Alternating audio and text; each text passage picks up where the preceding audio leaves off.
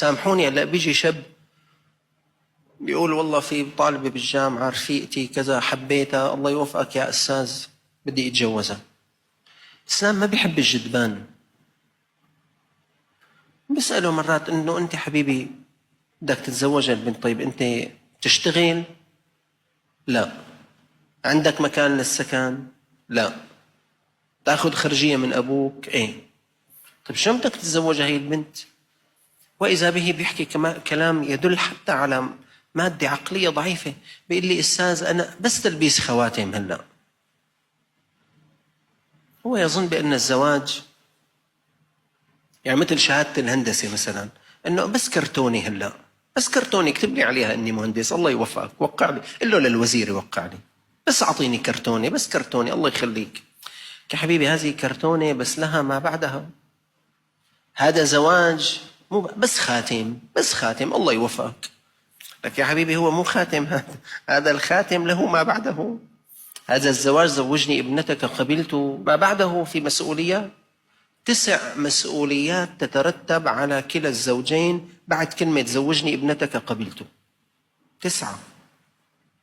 يعني مثل هلا أنا لما بساوي أنا وياك عقد بيع بيت، أنا إذا بقول لك بعتك بيتي ب1000 وأنت بتقول لي قبلته، ومنوقع ومنقرأ الفاتحة، هالكلمة هي وهالتوقيع يترتب عليه مسؤوليات، يترتب عليه إنه بيتي أنا بدي أطلع منه ولا، بيترتب عليك تجيب لي هال1000 تعطيني إياهم.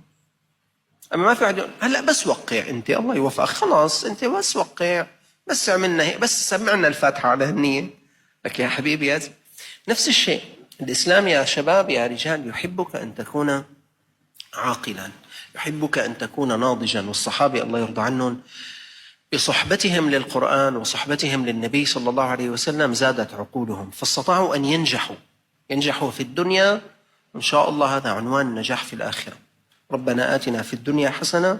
بعد التأمل والاستقراء وجدت أن الأذكار التي يوصى بالإكثار منها كما في الكتاب والسنة هي 6 أذكار.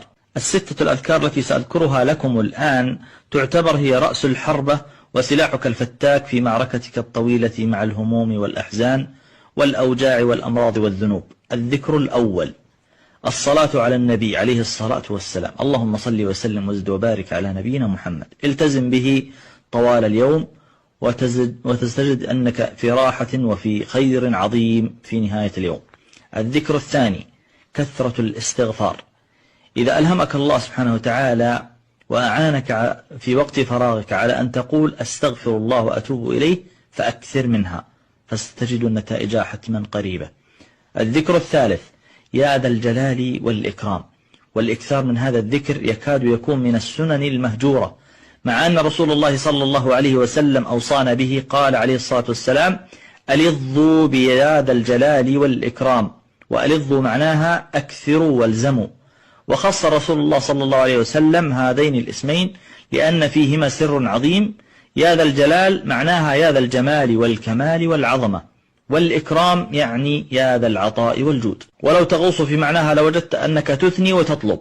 تخيل أنك في اليوم تقول لله مئات المرات يا ذا الجلال، أكيد سيفرح الله بك، ومئات المرات تقول والإكرام، فالله يعلم حاجتك وسيعطيك.